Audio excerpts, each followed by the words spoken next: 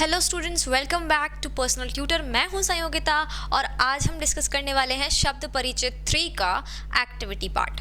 हमने ये चैप्टर पूरा रीड कर लिया था। अगर आपने वो वीडियो नहीं देखा है तो प्लीज़ उसे पहले विजिट कीजिए। और अब हम आ रहे हैं इसके एक्टिविटी पर। तो सबसे पहले यहाँ शब्दार्थ दिए हुए हैं जो हम ऑलरेडी डिस्कस कर चुके हैं। जब हमने चैप्टर पढ़ा तो हमने साथ साथ में उसके मीनिंग्स भी किए थे, तो ये हमें दोबारा से डिस्कस करने की ज़रूरत नहीं है। अभ्यास पर अगर आएंगे तो अभ्यास में सबसे पहला जो क्वेश्चन है उसमें आपको लिखा है उच्चारणम कुरुत। मतलब यहाँ आपको क्या करना है, सिर्फ और सिर्फ प्रोनाउंसिएशन करना है। कुछ वर्ड्स दिए हैं उनको प्रोनाउंस करेंगे। तो चलिए स्टार्ट करते हैं लिखने से। सबसे पहले लिखते हैं जो फर्स्ट वर्ड लिखा हुआ है और अब हम देखेंगे इसका उच्चारण। इसका उच्चारण जो है कैसे होगा, फ ल म। मैंने आपको पहले भी बताया है कि जब किसी वर्ड में जो ये हलंत देख रहे हैं नीचे, जब ये हलंत लगा होता है तो वो जो वर्ड है उसमें हम अ की मात्रा को नहीं पढ़ेंगे। मतलब ऐसा पॉसिबल नहीं है कि आप पढ़ें ही। जैसे अब माँ बोलेंगे तो माँ में छोटे अ की मात्रा ऑटोमेटिकली आगे लग ही जाएगी, अ साथ में आएगा ही। लेकिन ये जो हलंत है ये डिनोट करता है कि यहाँ पर अ नहीं लिखा है, ये म बिना स्वर के लिखा हुआ है। तो ये हो गया फलम। फल का रूप है फलम, फले फलानी। अगर पढ़ा हो, याद हो तो ये फल का ही एक रूप है। तो ये फर्स्ट तो बहुत ही इजी वर्ड है, फलम। नेक्स्ट वर्ड जो है हमारा ये है फलम का मतलब बाय द वे फल होगा। इजीली आप बता सकते हैं ये चीज़। गृहम, ग्रहम। कुछ लोग इसे गृहम भी पढ़ते हैं, वो गलत हो जाता है। यहाँ पर ग्रहम पढ़ेंगे, ये ग्रह है, ये गृह नहीं है, ठीक है। तो ये हो जाएगा ग्रहम। तो ग्रहम मतलब होता है घर, ठीक है। तो ये नेक्स्ट वर्ड हो गया हमारा ग्रहम। इसके बाद नेक्स्ट है पात्रम। पात्रम, पात्र मतलब होता है कोई बर्तन। तो ये पात्रम मतलब क्या होगा, बर्तन, ठीक है। पात्रम, ये त्र लिखा हुआ है, त्र म, पात्रम। नेक्स्ट इज पुष्पम। नेक्स्ट वर्ड इज पुष्पम। पुष्प मतलब होता है फूल। ये तो हिंदी में भी आपने पर्यायवाची में पढ़ा ही होगा कि पुष्प मतलब क्या होता है, फूल होता है। तो ये लिखा है पुष्पम, पुष्पम। Next is Dwaram. द्वारम, यहाँ क्या लिखा हुआ है, ये द्वारम। द पे व लगा हुआ है तो ये हो गया द्वा। द्वारिका, द्वार, ठीक है, द्विवचन। तो ये सब द पे व के साथ में पढ़ते हैं, द्वा। तो द्वारम, द्वारम मतलब द्वार, मतलब डोर्स।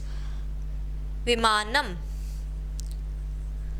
विमानम काफी इजी वर्ड है, विमानम, विमानम। नेक्स्ट इज कमलम, कमल का फूल, कमलम। नेक्स्ट पुस्तकम, पुस्तकम। नेक्स्ट वर्ड इज सूत्रम। सूत्रम, सूत्र मतलब कोई रूल, सूत्रम कोई सूत्र, फॉर्मूला, सूत्रम। छात्रम मतलब आप। छात्रम मतलब क्या होता है, स्टूडेंट। सॉरी, ये छत्रम लिखा है, छत्र। छत्र मतलब होता है छतरी, तो छत्रम, छतरी। भवनम, भवन, भवनम, भवन। जलम मतलब पानी, जल, जलम, जलम। तो एक बार और इन्हें प्रोनाउंस करेंगे, इनका उच्चारण देख लेंगे। फलम, ग्रहम, पात्रम, पुष्पम, द्वारम, विमानम, कमलम, पुस्तकम, सूत्रम, छत्रम, भवनम, जलम। इस तरह से इनका सबका प्रोनाउंसिएशन है। उच्चारण आप और भी प्रैक्टिस कर सकते हैं। धीरे धीरे जैसे आप पढ़ेंगे आपको प्रैक्टिस होती जाएगी। और मोस्टली जो वर्ड्स रहते हैं आपके बार बार रिपीटेड ही रहते हैं, इतने कुछ नए वर्ड्स आते नहीं हैं। तो 6th में तो उतना ही लिमिटेड सब्जेक्ट जो कोर्स है आपका बहुत काफ़ी लिमिटेड है संस्कृत का। तो आप इनको अच्छे से लर्न कर लीजिए, इनका उच्चारण, इनकी लिखने का तरीका, ये सब आप सीख लीजिए अच्छे से। 2-3 बार आप प्रैक्टिस करेंगे तो आपको आ ही जाएंगे सब। नेक्स्ट इज अगेन हमें क्या दिखाए, ख जो है उसमें अभ्यास में अगर आप देखेंगे पेज नंबर 19 पर। तो यहाँ पर भी वही है कि चित्राणि दृष्ट्वा पदानि उच्चार्यत, यहाँ पर कुछ चित्र बने हुए हैं और उनको देखना है और उन चित्रों का क्या उच्चारण होगा वो आपको बताना है। चलिए ऐसे ही कर लेते हैं इसको। पर्णम, पहला चित्र क्या है? पहला चित्र एक लीफ है, पत्ते का है, तो पत्ते को हम संस्कृत में बोलते हैं पर्ण, तो ये हो जाएगा पर्णम। एक ही है तो इसलिए माँ लगा रहे हैं, अगर दो होंगे तो ए लगा देंगे, अगर ज़्यादा होंगे तो हम हा लगा देंगे, विसर्ग लगा देंगे, ठीक है। तो यहाँ सबसे पहले आ गया पर्णम, फिर क्रीडनकम, जो भालू का एक खिलौने का जो बना है, तो ये खिलौना लिखा है उन्होंने, नीचे ऐसे भालू या फिर कुछ टेडी बेयर नहीं लिखा है, बस खिलौना लिखा है, तो ये हो गया क्रीडनकम। फिर नारिकेलम, ये आपको पता ही है कि नारियल है, नारिकेलम। नेक्स्ट इज संघड़कम, मतलब कंप्यूटर। नेक्स्ट इज वातायनम। नेक्स्ट इज सोपानम, सीढ़ियाँ। नेक्स्ट उद्यानम, मतलब बगीचा। उपनेत्रम, मतलब चश्मा। कंडकतम, मतलब कंघी। तो इस तरह से ये वर्ड के जो हैं ये हो जाएंगे कंडकतम। ये पहले ड लिखा हुआ है, नीचे क लिखा हुआ है, दोनों मिला के लिखे हैं। पढ़ेंगे कैसे? पहले ढ पढ़ेंगे फिर क पढ़ेंगे, तो कंडकतम, ठीक है। तो ये हो गए इसके उच्चारण।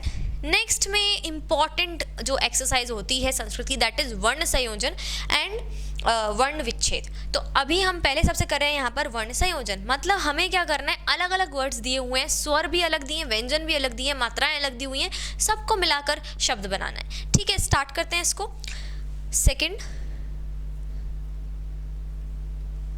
सेकंड वाले क्वेश्चन का जो क पार्ट है वो हम यहाँ डिस्कस कर रहे हैं फिलहाल।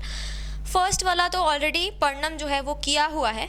नेक्स्ट से स्टार्ट करेंगे। चलिए लिख लेते हैं पहले वर्ड्स जो दिए हुए हैं। ख में हलंत। अच्छा, अगर आप वर्ण संयोजन कर रहे हैं और या फिर आप वर्ण विच्छेद कर रहे हैं, कुछ भी कर रहे हैं अगर आप, तो यहाँ पर नीचे आपको हलंत लगाना ही है, क्योंकि आप जब हलंत लगाएंगे, यहाँ जब टुकड़ों में है शब्द और उनमें आप हलंत लगाएंगे, तभी जाकर आप उसमें अ की मात्रा आगे जोड़ पाएंगे, क्योंकि संस्कृत में कुछ शब्द ऐसे भी होते हैं जिनमें अ स्वर नहीं होता, छोटा अ स्वर नहीं होता, तो उसमें आपको हलंत लगाना जरूरी है। तो इसलिए आप जब वर्ण विच्छेद करते हैं तो आपको सारे ही वर्ड्स, जितने भी व्यंजन आप लिख रहे हैं, सब में हलंत लगा के लिखना होता है, जिससे आप आगे उस पर बता पाए कि भाई इस पे छोटे अ की मात्रा है, बड़े अ की मात्रा है, ई है, ऊ है, कौन सी मात्रा इस पर लगी हुई है। तो अभी ये बिना मात्रा के लिखा है, मतलब छोटे अ की भी मात्रा नहीं लिखनी है, एंड दैट डिनोट्स दैट हलंत, ठीक है। आगे ख के आगे अ, अब देखिए यहाँ छोटा अ है, मतलब ये बिना मात्रा के लिखा होगा, लेकिन हलंत भी हट जाएगा क्योंकि इस पे आ जाएगी छोटे अ की मात्रा। प्लस न प्लस ई प्लस त प्लस र प्लस अ प्लस म इज इक्वल्स टू। अब यहाँ इस वर्ड को बनाने से पहले एक इम्पॉर्टेंट चीज़ देख लेते हैं। देखिए, सबसे पहले ख आया तो उस पर अ की मात्रा थी, तो हमने लिख दिया ख छोटे अ की मात्रा के साथ। कैसे लिखते हैं? इस तरह से, बिना मात्रा के, ख। अब आया न और उस पर आगे व्यंजन जो है न, उस पर आगे स्वर आ गया ई, मतलब छोटी ई की मात्रा आ गई न पे, तो ये लिख लिया हमने भाई ई, खनी। अब आगे अगर आप देखें तो दो व्यंजन साथ में आ रहे हैं। जब भी ऐसा हो कि त और र दोनों व्यंजन साथ में आ रहे हैं विद हलंत, ठीक है, ये याद रखना है कि विद हलंत आ रहे हैं। ऐसा ना हो कि भाई त में हलंत नहीं था, र में हलंत था, या र में हलंत नहीं था और त में हलंत था, ऐसा तब नहीं हो पाएगा। दोनों बिना हलंत के हलंत के साथ में ऐसे लगातार कंटिन्यूसली आपको लिखे हुए दिख रहे हैं, त और र, तो ये बन जाता है त्र। क्या बन जाता है? ये त्र बन जाता है। तो यहाँ पर आ जाएगा त्र। अब त्र पे मात्रा देखेंगे किसकी लगी हुई है? आगे अ की, छोटे अ की मात्रा है, मतलब यहाँ कुछ मात्रा नहीं लगानी और हलंत तो हट ही गया। आगे आ जाएगा म, ये लिखा है भाई खनित्रम। क्या लिखा है? खनित्रम, मतलब कुल्हाड़ी। खनित्रम का मतलब क्या होता है? कुल्हाड़ी। ये हम देख चुके हैं ऑलरेडी चैप्टर में, खनित्रम। नेक्स्ट इज प पे हलंत प्लस ऊ, छोटा ऊ, प्लस र पे हलंत प्लस बड़ा आ प्लस ण पे हलंत प्लस बड़ा आ प्लस न पे हलंत प्लस ई, लेट्स सी क्या वर्ड बन रहा है यहाँ पर, प और प पे छोटा ऊ, तो चलिए लिख देते हैं भाई पु। नेक्स्ट आगे लिखा है र, र पे लिखा है बड़ा आ, तो लिख देते हैं भाई र और र पे बड़े आ की मात्रा, पुरा ण, ण पे बड़े आ की मात्रा णा, पुराणानी, न, न पे छोटी की मात्रा, तो ये हो गया नी, पुराणानी। तो इस तरह से ये बन गया पुराणानी मतलब पुराना, ये हम पढ़ चुके हैं ऑलरेडी चैप्टर में, वर्ड था ये वाला भी। नेक्स्ट प ओ श प्लस अ प्लस क प्लस आ प्लस ण प्लस ई, प ओ की मात्रा, तो ये हो गया पो। नेक्स्ट आगे लिखा है श और अ की मात्रा, मतलब ये हो गया श। नेक्स्ट आगे लिखा है क और बड़े आ की मात्रा, मतलब ये हो गया का। और लास्ट में लिखा है ण और ण पे लिखा है छोटी ई की मात्रा, तो ये हो गया णी। तो ये क्या हो गया पोषकाणी, मतलब पोषक देने वाला, पोषकाणी। ये भी पढ़ चुके हैं हम, केले के लिए बोला गया था ऐसा कि भाई केले में बहुत पोषण होते हैं, तो ये हो गया पोषक देने वाला, पोषकाणी। आगे लास्ट जो है वो है क पे हलंत, अ छोटे अ की मात्रा प्लस ड प्लस क प्लस अ प्लस त अ एंड म। चलिए इसको भी समझते हैं। देखिए ये तो क लिखा है और क पे छोटे अ की मात्रा है, तो हम नॉर्मली यहाँ पर लिख देंगे भाई क और क पे बिना मात्रा के, मतलब छोटे अ की मात्रा ना। जैसे यहाँ आपको त और र साथ में दिए थे दो व्यंजन और दोनों में हलंत लगा था, वैसा ही कुछ यहाँ भी दिया हुआ है क के बाद में ड और क। तो जब ऐसा हो तो इसको साथ में लिखेंगे, तो इसको कैसे साथ में लिख सकते हैं, इस तरह से ड लिखा और नीचे क लगा दिया, तो ये इस तरह से लिखेंगे। और इस पे मात्रा किसकी है, अ की मात्रा है, तो इसको बिना मात्रा के छोड़ देंगे। त के आगे अ है, म कंडकतम, ये इस तरह से हमारा पूरा वर्ड बन गया। और यहाँ पर ये लास्ट था, वर्ण संयोजन में ये लास्ट था। संयोजन मतलब होता है कि विच्छेद दिया हुआ है, टूटे हुए दिए हैं और उनको आपको संयोजन करना है, मतलब उनको साथ में मिलाकर लिखना है, ठीक है।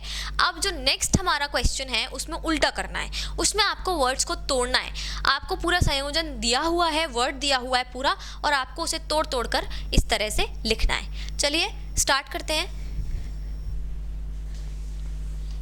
सेकंड का जो ख पार्ट है उसको सॉल्व करेंगे अब।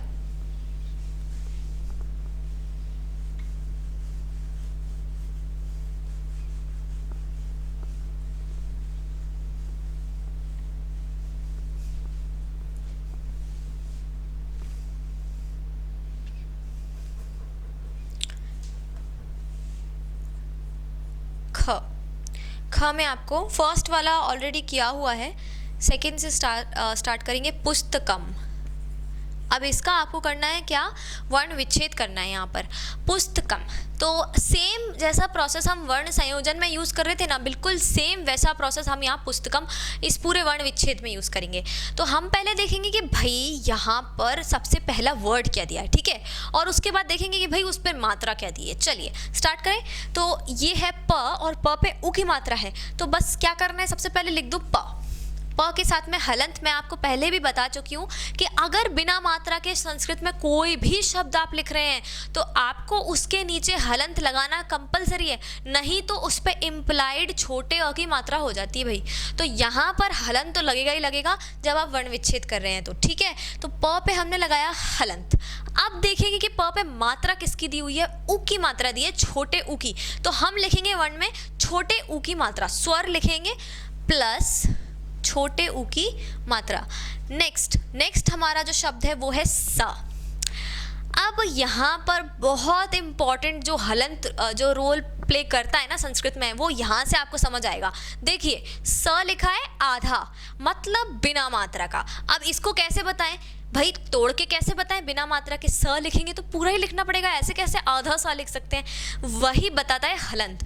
हलंत का मतलब होता है कि कोई भी शब्द आधा लिखा है, बिना मात्रा के लिखा है, बिना स्वर के लिखा है। ठीक, तो यहाँ पर हो गया स और हलंत। इसके आगे कोई मात्रा नहीं लगानी, छोटा अ भी नहीं लिखना क्योंकि ये आधा है। ठीक, आगे देखते हैं त। त को लिखेंगे हलंत के साथ और इसमें लगा देंगे अ की मात्रा, छोटे अ की, क्योंकि देखिए यहाँ हलंत नहीं है और हलंत नहीं है मतलब छोटे अ की मात्रा तो इम्प्लाइड छुपी हुई लगी है वहाँ पे, तो ये हो गया अ। इसके बाद सेम यहाँ पर क लिखा है बिना हलंत के, तो मतलब यहाँ पर भी क्या होगी, छोटे अ की मात्रा होगी। तो यहाँ लिखेंगे क हलंत के साथ और उसमें लगा देंगे छोटे अ की मात्रा, तो ये हो गया क। अब माँ को देखते हैं। अब माँ लिखा है हलंत के साथ, तो यहाँ मतलब कोई मात्रा नहीं है, तो हलंत के साथ ही इसको लिखकर एंड कर देंगे। यहाँ पर हम अ की मात्रा नहीं लगाएंगे। हो गया हमारा वर्ण विच्छेद। कितना इजी है। ठीक, बस ऐसे ही हमें बाकी सारे वर्ड्स में भी करना है। नेक्स्ट हमारा जो वर्ड है वो है भित्तिकम। भित्तिकम, चलिए सबसे पहले लिखते हैं भ हलंत के साथ, फिर इस पे मात्रा छोटी ई की है तो छोटी ई की मात्रा लगा दी, भी हो गया। अब यहाँ पर क्या लिखा है, त आधा फिर पूरा ता और उन दोनों पर मात्रा लगी हुई है। तो एक काम करेंगे, पहले आधा ता लिखते हैं, फिर पूरा ता लिखते हैं। पूरा ता कैसे लिखेंगे, अ के साथ। ये लिख दिया हमने पूरा ता और इस पर लगी है छोटी की मात्रा, तो ये छोटी की मात्रा लगा दी, तो ये पूरा बना के क्या बन रहा है, ती। फिर लिखेंगे क, तो क तो हमने यहाँ पर भी लिखा था, क हलंत के साथ और उस पर छोटे अ की मात्रा, और म। ये हो गया हमारा क्या, भित्तिकम। Next is नूतनानी।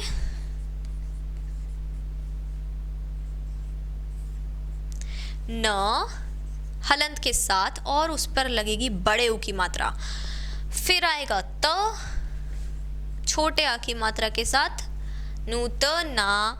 न पे बड़े आ की मात्रा है तो न पे बड़े आ की मात्रा लगा देते हैं, और फिर एक और ना है और उस पर है छोटी ई की मात्रा, तो इस पर लगा देते हैं छोटी की मात्रा, तो ये हो गया नूतनानी। Next is वातायनम। वातायनम। इस तरह के शब्द सबसे ज़्यादा इजी होते हैं, सबसे ज़्यादा आसान होते हैं इस तरह के शब्द, जिसमें ई उ और दो वर्ड्स, कभी भी आधा पूरा वर्ड ही नहीं, सिर्फ अ की मात्रा या तो बिना अ की मात्रा, बस। तो सबसे इजी इस तरह के शब्द होते हैं। अगर आपको कुछ चॉइस आता है एग्जाम में तो आप इन शब्दों को यूज़ करें, इन शब्दों को सॉल्व करें, क्योंकि ये इनमें जो आपकी गलती होने के चांसेस होते हैं वो बहुत कम होते हैं, क्योंकि मात्रा ही नहीं है इतनी, तो बस अ और आ की मात्रा लगा के कोई भी शब्द बनाना है। तो इन शब्दों को अगर आप यूज़ करेंगे तो आपका जो स्कोर है वो ज़्यादा सही रहेगा, आपकी जो सॉल्व करने की एक्यूरेसी है वो ज़्यादा अच्छी रहेगी। ठीक है, वह लिखेंगे, वह पे लगा दी आ की मात्रा, फिर लिखा त पे लगा दी आ की मात्रा, फिर लिखा य पे लगा दी छोटे आ की मात्रा, फिर लिखा न पे भी लगा दी छोटे आ की मात्रा, और फिर लिख दिया म, और ये एंड हो गया हमारा वर्ड यहाँ पे। तो देखा आपने कितना इजी था ये सॉल्व करना, इसमें हमें कुछ ज़्यादा सोचना नहीं पड़ता है अ और आ की मात्रा में। नेक्स्ट उपनेत्रम। यहाँ पर एक ट्विस्ट आएगा, मज़ा आने वाला है, चलिए देखते हैं। सबसे पहले क्या करना है भाई, उ लिखा है तो उ लिख देंगे। देखिए अगर अब ये पहली बार ऐसा हो रहा है कि सिर्फ अकेला स्वर लिखा है, यहाँ पे अकेला स्वर लिखा है तो कोई दिक्कत वाली बात नहीं है उसमें, आप अकेला स्वर लिख दीजिए। उ लिखा है तो एज इट इज़ आप उ लिख दीजिए, उसमें कुछ करना ही नहीं है आपको।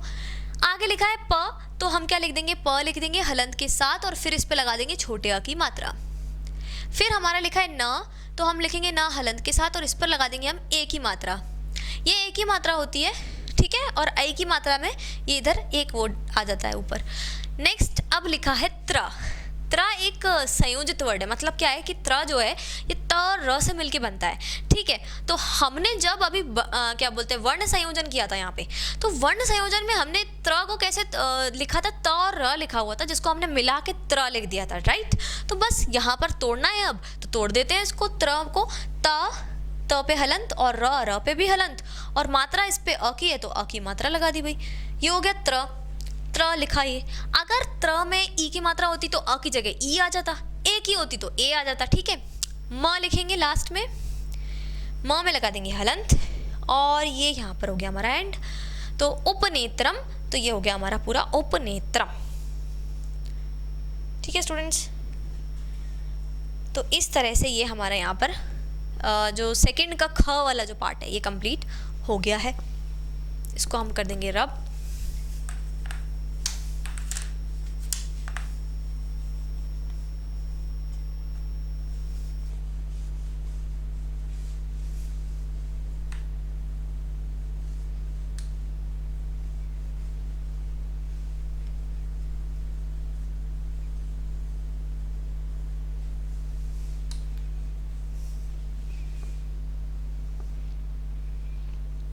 नेक्स्ट आपको जो दिया हुआ है थर्ड, चित्राणी दृष्टवा संस्कृत पदानि लिखत। यहाँ पर आपको चित्रों को देखकर कुछ भी संस्कृत के सेंटेंसेस लिखने हैं। तो ये फर्स्ट वाला जो है वो है आम, तो हम आम्रम में कुछ भी सेंटेंस लिख सकते हैं, एषा आम्रा अस्ति। फिर नेक्स्ट हमारा लीफ है तो पर्णम, फिर नेक्स्ट हमारा फैन है। तो आप इस तरह से इनके जो ऊपर आपके चैप्टर में हैं उनमें से कुछ भी आप सेंटेंस निकाल कर यहाँ पर लिख सकते हैं, ठीक है। नेक्स्ट इज फोर्थ, चित्रम दृष्टवा उत्तरम लिखत। अब यहाँ पर आपको चित्रों को देखकर उत्तर लिखने हैं इनके, तो यहाँ चित्र बने हुए हैं ऑलरेडी, तो आपको बस देखना है कि क्या है और यहाँ पर इनके आंसर्स लिखने हैं। सबसे पहला जो क्वेश्चन है वो है किम पतति। किम पतति मतलब होता है कि गिर रहा है, क्या गिरता है। तो इस चित्र में आपको क्या गिरता हुआ दिख रहा है, फल गिरते हुए दिख रहे हैं, तो आप लिख देंगे फलम पतति। चलिए इसको एक काम करते हैं, यहाँ पर लिख ही लेते हैं क्वेश्चन नंबर 4। और चित्र नहीं बनाते हैं, सिर्फ क्वेश्चन और आंसर में यहाँ पर लिख रही हूँ। चित्र आप देख सकते हैं, आपकी बुक के पेज नंबर 21 पर आपको सारे चित्र मिल जाएंगे। किम पतति, क्या गिरता है, तो यहाँ पर लिख रहे हैं हम फलम पतति। ये हम अपने मन से नहीं लिख रहे हैं, ये हम चित्र में देख कर लिख रहे हैं, क्योंकि चित्र में हमें एक ट्री लिखा दिया हुआ है, एक पेड़ बना हुआ है और उससे फल नीचे गिर रहे हैं, ठीक है। तो हमने वही देखा, तो भाई फलम पतति, फल गिर रहे हैं। नेक्स्ट मयूरौ किम, मयूरौ किम कुरुतः, मयूरौ किम कुरुतः। मयूर मतलब होता है मोर। अब इसमें औ की मात्रा इसलिए लगी है क्योंकि यहाँ चित्र में 2 मोर हैं, ठीक है। अगर यहाँ पर एक मोर होता तो यहाँ पर मयूरम भी हो सकता था, मयूरह भी हो सकता था, लेकिन यहाँ 2 मोर हैं इसलिए औ की मात्रा लगी है। आप अच्छे से जानते हैं कि जब भी 2 चीज़ों की बात होती है तो औ या फिर ए की मात्रा लगाई जाती है। तो ये मयूरौ की बात हो रही है कि भाई मयूरौ किम कुरुता, कि मयूर क्या कर रहे हैं, मोर यहाँ क्या कर रहे हैं। तो यहाँ हम लिखेंगे मयूरौ, नाच रहे हैं ये, तो लिखेंगे नृत्यतः, नृत्यतः, ये दोनों नाच रहे हैं, मयूरौ नृत्यतः। नेक्स्ट इज एत के स्तः, एत के स्तः, कि यह क्या है। सिंपल पूछा है, एत के स्तः, ये दोनों क्या हैं। के से हमें समझ आ रहा है कि 2 चीज़ों की बात कर रहे हैं और ये खिलौने दिए हुए हैं, तो हम क्या लिखेंगे यहाँ पर, एत क्रीडनकम स्तः। क्रीडनकम तो नहीं लिखेंगे, क्रीडनके लिखेंगे, स्तः, क्योंकि यहाँ पर ए में बात हो रही है और ये 2 चीज़ों की बात है, तो यहाँ पर हम क्या लिखेंगे, क्रीडनके स्तः, ठीक है। नेक्स्ट क्वेश्चन है आपका बालिकाः, बालिकाः किम कुर्वन्ति। देख रहे हैं आप, ती तह अंति, तो यहाँ पर ती तह अंति का अंति लिखा हुआ है, मतलब बालिकाएं हैं बहुत सारी का मतलब दो से ज़्यादा, और इसलिए यहाँ अंति लिखा है। अगर दो होती तो औ लिखा रहता, राइट, बालिकौ लिखा रहता, राइट, बालिकौ सॉरी, लेकिन यहाँ अंति लिखा है, मतलब यहाँ पर बहुत सारी बालिकाएं, और यहाँ पर आ का डंडा और विसर्ग है। आ और विसर्ग मिलते हैं तब मतलब बहुवचन की बात हो रही होती है। औ अगर अकेला होता तो फिर द्विवचन होता, अकेला विसर्ग होता तो एक वचन, लेकिन आ की मात्रा के साथ विसर्ग लगा दिया है तो मतलब बहुवचन। ठीक, अब यहाँ बालिकाएं क्या कर रही हैं, तो आपको चित्र में दिख रहा होगा, जो ड्राइंग है उसमें आपको समझ में आ रहा होगा, पढ़ रही हैं सबकी सब। तो यहाँ लिखेंगे हम बालिकाः पठन्ति। यहाँ पर भी अंति में ही लिखना है, जैसा क्वेश्चन पूछ रहा है बिल्कुल वैसा आंसर देना है। फॉर्मेट चेंज नहीं होगा, वर्ड्स चेंज नहीं होंगे, बस आंसर में जो एक दो वर्ड्स हैं वो चेंज हो जाएंगे। नेक्स्ट, कानी विकसन्ति। विकसन्ति मतलब होता है खिलना। कानी विकसन्ति, तो क्या खिल रहे हैं, पुष्पाणि, फूल खिल रहे हैं। तो यहाँ लिखेंगे पुष्पाणि विकसन्ति, पुष्पाणि विकसन्ति।